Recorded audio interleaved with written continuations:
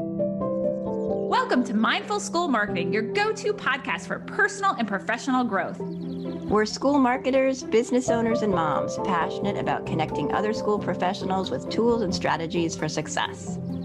We love solving problems, exploring new ideas, and thinking outside the box. Let's transform your school and life starting right now. Transform your school's admissions and marketing with Inquiry Tracker, the ultimate solution for managing inquiries seamlessly. Discover how you can make your admissions process more efficient and effective with this leading solution. Hi, I'm Aubrey Bursch, and welcome to the Mindful School Marketing Podcast. I'm so excited to reshare this insightful conversation from January 25th, 2023 with Michelle Mercurio. Michelle, a brand catalyst and authenticist who empowers big picture thinkers to be true to themselves, find their unique brands, and execute their goals in a way that aligns with their vision. She's amazing. She discussed how her process for defining and clarifying a brand starts with visioning, followed by gaining clarity on what makes an organization unique, and then crafting a compelling story that resonates with both internal teams and external audiences. It's one of our top episodes. Yeah, it was a great one. Michelle also emphasizes the importance of mindfulness, explaining how taking time to pause, reflect, and center ourselves helps enhance clarity and presence, ultimately leading to better outcomes for both personal and professional growth. Tune in to this insightful episode. Welcome to Mindful School Marketing. I'm Tara Clays. And I'm Aubrey Bursch. Today, we're joined by Michelle Mercurio. Michelle is a brand catalyst and authenticist who helps visionaries clarify their purpose, voice big visions, and vault marketing hurdles through story and self-trust. She believes that marketing should be transparent and easy. Welcome, Michelle. Thank you so much for having me here today. I'm really excited to have you join us today, Michelle, and I've enjoyed working with you, so I'm really excited to share you with our audience. Can you tell them more about yourself? Sure. Yes, Aubrey said, I am a brand catalyst and authenticist. And authenticist is a word that I made up to basically say that I think that we all need to be a little bit more of who we really are, rather than who we think the world expects us to be. I'm very interested in helping people do better marketing. I think a lot of times when we're thinking about websites and content and marketing, especially as small business owners, we're thinking about what do the people want? And I think that better marketing actually starts with us. And so that's really my purpose for starting my own business. And I know both of you feel that way about your business. And I know your clients do too, because they're of the purpose-led businesses that they are in. Absolutely. And I love the word authenticity in general, because that's the marketing, I think, that is showing yourself to others. And when we talk about schools, which is our audience, they're really trying to be authentic in the market, because that's how you're going to attract the people that are the best fit for your schools. So I am so excited to dive in. I mean, Tara's told me so much about you, and I'm an admirer of your work. And I would love to know, as we're diving into this, what is your process in helping organizations and businesses define and clarify their brand? So I think that it really starts with visioning. I think it starts with where the company is as a whole, and it's really about identity. So who are you? Why are you here? What is it that you were put on this earth to do? And I know that these sound like singular individual questions, but they're particularly relevant for purpose-led businesses and businesses who really have kind of singular missions to help transform and change the world. If you're in the middle of a transformation, you're not being led by a lot of the things that are happening necessarily externally. You should start with you. And, whether it's with individuals and really looking at that in a solopreneur kind of way, I think it's a little bit easier to imagine that if you are a one or two person business, that vision is, led by one or two people, right? But in small businesses, it's really led by the people that you hire, and they're there for a reason. Why are you there? What is it that you're here to really do? So I think the process really starts with visioning, and then it moves into gaining clarity, looking at what it is that you really are magic at. What are your skills? What is it that you offer? What do you do? What is it that you're trying to showcase for other people that is in your genius zone? And then it goes into like writing that. How do you voice that? How do you show up? How do you get past the hurdles that show up sometimes when you are talking about yourself? Even small businesses have that, right? If you are a 10 or 20 person organization, sometimes they're like, we don't want to just brag about what it is that we do, or we don't want to just talk about our services. We really want to show why we're here. But sometimes there's like a hesitation to do so. There is a moment where people think that they just need to talk about their services and maybe their mission and their vision and their values, and hope that people show up and know what it is that you do. And so that starts the conversation about like, how do you actually showcase and relate to the people that are showing up on your website or showing up at your place of business? And how are you actually connecting with them? So it's not just about writing who you are, but it's like who you're for and why that's important and why they actually want to work with you. People want to like, know, and trust you. We'd hear that Yeah. all the time in marketing, but it's true. People work with people they like Right. and Well, who and they if we're relate talking about to. schools, I think like, that's really important, right? That families, if we kind of Mhm. take this into the not working with one person, but if you were working with a team at a school, right? The whole admissions team, for example, or the administration of the school, helping them answer these questions, like what makes your school magic? What makes you stand out? And talking about trust and authenticity with your prospective families and your current families, right? Can you speak a little bit to how this would translate to a school team and a school environment? Absolutely. So I am a former educator. I taught high school. I taught English. I taught journalism. I taught technology. And I did that in between corporate careers and before I launched my business. I quit a corporate job to go and work in the inner city at a high school in Arizona, never having taught a day in my life. And what attracted me to teaching and to that school was the completely different way that that school was doing things. So I'll get to your question in just a second, but I'm coming at it from a perspective of an educator who has also dealt with parents, who has dealt with administration, who has wanted to really like understand students and help elevate them so that they can go out and make the world whatever it is that they wanted to make the world in a better way. And I think when you're thinking about this from a school perspective, particularly, there's a lot of times when your administrative staff, whether it's admin, whether it's admissions, whether it's truly like, if it's parent relations, whether, you're dealing with a lot of different entities in a school. You're dealing with children, you're dealing with parents, you're dealing with the community. And these are the people who you want to show what it is that you're really here for. So your leadership team really needs to be on the same page. Your leadership team needs to sit down, have visioning sessions together, really understand what it is that you're here for, and not just write a vision statement, but really define that. What makes your individual leaders tick? Why are you in this business of education? Because we know it's not for the paycheck. I have to make the teacher joke, sorry. But we all know that educators are underpaid. And I think that that's one of the things that you have to think about. You're doing this for a reason. And everybody's reason might be a little bit different, but how do you represent that as a whole? So I start with visioning again with these schools and really look at, what is your school here to do? Yes, you're here to educate. All schools are here to educate. Yes, you're here to help kids make a difference. That's one of the things. You're here to liaise with the community. You're here to talk to parents. What makes you special? What makes you different? What passions do your leadership teams have? And what is it that they are really here to do? And I think delving into that personal really helps elevate the overall mission of an organization.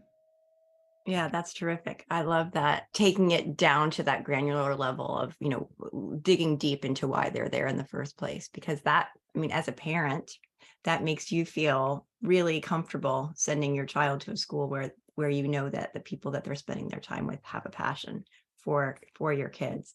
I think Um, that that's also with your teachers too. yeah, Just to say one more thing about schools is that, we hear a lot of things in media different at different times about, schools are doing this or education's doing that or teachers need to do these things. And when you take it down to a personal level, it's really much easier to understand people's stories when they feel represented in what the mission of the school is doing and why they're there and what they're actually doing for parents, for the community, for kids. It's hard to, bucket people like, oh, all teachers are this, or all administrators are this, or all students are this, when you actually know stories. And even involving, the community in your story and the parents and the kids.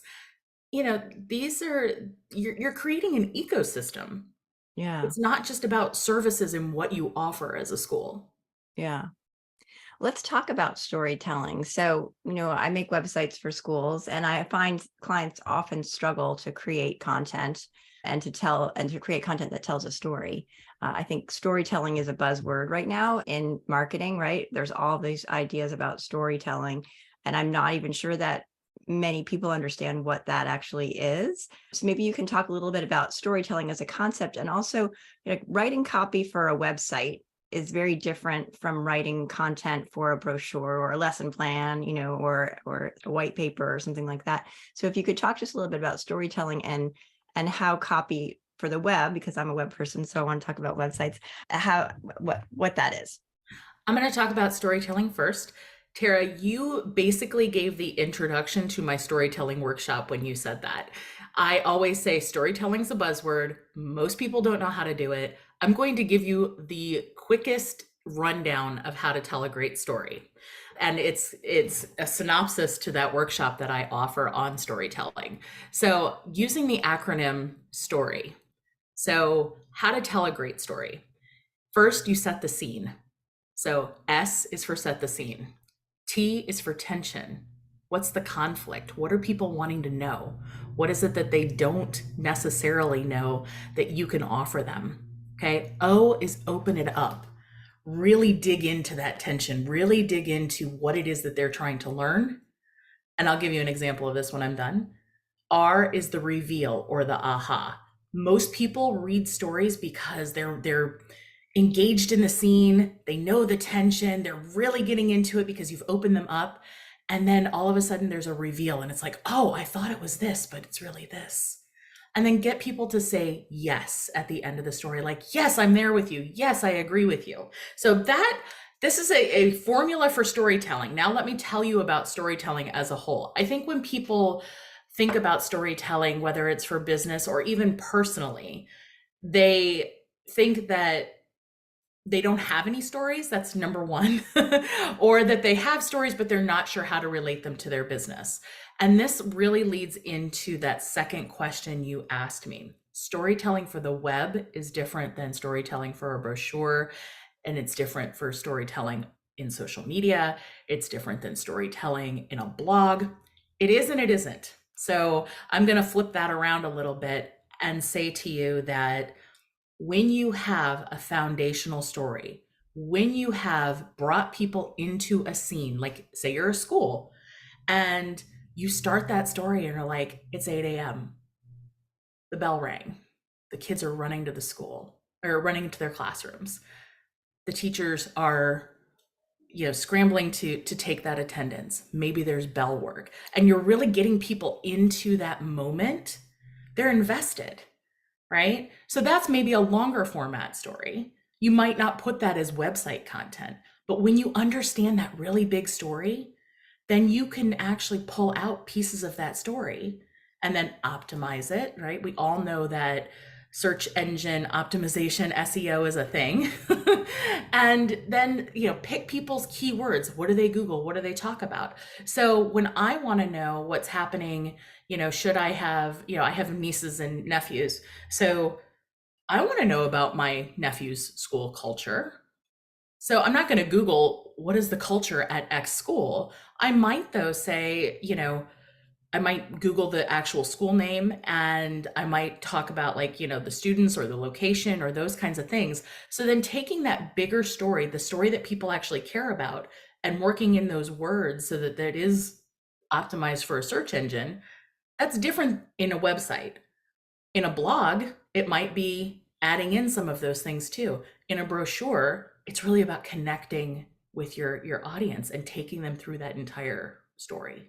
Thanks for mentioning SEO. I appreciate writers who pay attention to that. Well, I mean, I write website content too, right? Like, I totally understand that SEO is important, and yet you don't want to lose the story based on that. I think a lot of times when people think about their websites, they think about it like, how am I going to sell my services? How am I going to show what it is that I'm doing? And they're like, how do I get SEO content? And they miss the whole story, which is actually how people connect and how they like, know, and trust you. Yeah, I always talk about like, know, and trust, because that's a huge part. And I would say of marketing, especially in schools right now. I mean, now more than ever, as it's taking, parents are very selective consumers at this point, especially for such a high ticket price as independent school education can be. So they definitely need to build that know, like, and trust factor. So as we were talking about stories, I had a few like follow-up questions around that. Like, when you're looking at storytelling, are you thinking of creating like a couple of stories, like, the overarching stories for perhaps a school, and then those are lived out in various content areas, like reflected on social media, on the website, in the brochure? They might look different, but it's the same story kind of used across all various content sites and everything like that.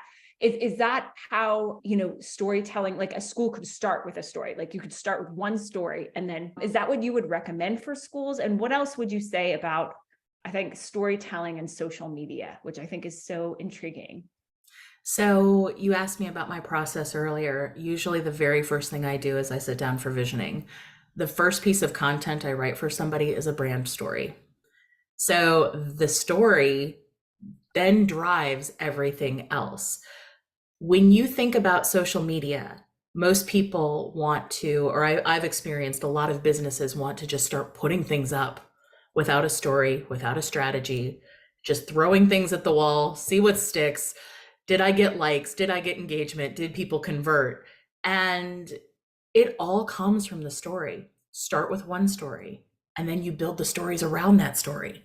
It becomes, just think about lesson plans. We're in the business of education. You have a purpose and a point that you're trying to get to. At the end of this lesson, students will XYZ. So how are you building a story? Like, at the end of this story, people will feel, people will know you, people will like this, people will relate to this.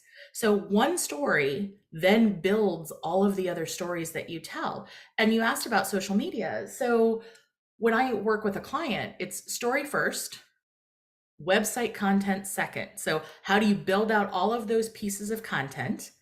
And then the third part is then how do you use all of this beautiful content you have and build like year-long plans around it? I did this for a client recently. It was a small nonprofit, and we built a year plan off a brand story and some website content based on their vision, their values, the things that they actually cared about. But if you're not starting with that deep visioning at the beginning, you're not going to land, at the end where you want to land. It all builds upon each other, much like education. Yeah. Yeah. I mean, full disclosure, Michelle is working with me on my brand story and my website copy. And I'm a do-it-yourself person, and I feel like I'm a good writer, but I think bringing someone in from the outside with a fresh perspective, it's really invaluable. And I can't say enough about that. And I know schools are on budgets, and when I talk to them about their website, they they usually want to write their own content, because they also, many of them are educators and writers. But there is just a great value. It's very different when you bring in someone who is coming in and looking at your school and your story from an outside perspective. So I really appreciate your sharing your process. And I would recommend that some of our listeners think about applying that process and maybe even consulting with a writer to help them, or someone on the outside, because it really does make a difference. I think it's opened up my mind a lot. So I appreciate that. I often And have speaking of clients who, mind, yeah, speaking just real quick, I often have clients who said, I used to think that I knew what I did until you right. came in, and now I Mhm. actually know what I do. And it's changed, the bigger visioning has changed how they actually work, Yeah. and has actually done the work of attracting the people that they want to attract. Yeah, and we get caught in our own head and in our own thing. And so in schools, oftentimes they want to say, they have, accreditation, and they have, teachers who have been there a long time, and all of these different things, which are great attributes, but that's not their story and that's not their brand. So Mhm. they get caught up in that, and to have somebody come back and it's invigorating to have somebody come tell you what's great about your school, right? And so I think it's just been a very good process, and I'm really happy that you shared it with us here today. I want to talk about mindfulness because we are the Mindful School Marketing Podcast, and we talk about mindfulness and how it applies to those who work in independent schools, specifically marketing and communications. And then we apply that concept of mindfulness. We like to talk to our guests about this, to the work environment and life in general. And I also know that you are someone who pays attention to this topic as well. So can you share how you define mindfulness and any mindfulness practices that you use? Well, we probably have a limit on our time, so I cannot tell you all of the mindful practices that I use, but I realized many years ago that we can never ever get done with our to-do list. And I think what stopped me in my tracks at different points in my life to revisit why I'm actually really here were all of these, I didn't have a mindful practice that was, every single day. Of course, I journaled and things like that. But the reason that I think mindfulness is so important is because it informs everything else. If we are just going, we are missing the bigger picture. And as a former educator, as somebody who's worked with schools, as somebody who has worked with nonprofits, purpose, yes, is really important. It's like, yes, I have to do this next thing. I have to do this next thing because I'm doing these things purposefully. But a lot of the times, if you're not taking time to take that stop and that pause regularly throughout your day, which I do, you're just always on to the next thing. You're going to miss your whole life. So let's talk about the life piece first. Mindfulness is important because otherwise you will miss your life. Without the stop, without the pause, there's more power in the pause than there is in the go. And there will always be a million more things to do, but you don't even know if tomorrow is going to happen, right? You don't know if next week's going to happen for any of us. All we have is today. So how do you weave that time in for you so that you can actually show up better for the people you serve, more clear, more calm, more present, than thinking of the 20 things that are piling up, or the 200 things that are piling up without your attention. My own mindful practices, I meditate every day. I use guided visualizations. I do this for my clients too. I do mindful work with clients where I build visualizations for them, build off of them. I use different types of, hypnosis to really kind of calm and restructure our minds. It's a passion of mine to actually study how our brains work and the psychology. I have a minor in psychology and have taken a lot of extra master's coursework in this. We get stuck in patterns. How do you break the pattern? You do so with mindful practices. So whether it's journaling, whether it's taking a walk, whether you don't have to meditate the way everybody else meditates, whatever it is that brings you back to yourself and centers yourself and calms yourself so you can then show up more present and clear for others, take that 5 minutes, take that 10 minutes, do it several times per day. That's such great advice, I think, for school leaders, especially. I mean, they are very busy and they have a lot on their minds and on their plates. So for them to be able to do that, I always encourage my teams of small schools, especially, like, take your meeting outside, go for a walk, like breathe some fresh air, or take that moment for yourself. So thank you for sharing that. Now we're about to head into one of my favorite parts of the show, which is our rapid fire questions. So are you ready? I am ready. Let's do this. All right. So if you could put one book as mandatory reading in the high school curriculum, what would it be? Lies my teacher told me. Everything your American history textbook got wrong. Fascinating. I can't. I got to do one more. All Okay. About Love, Bell Hooks. So both of them are about expanding our knowledge through different stories.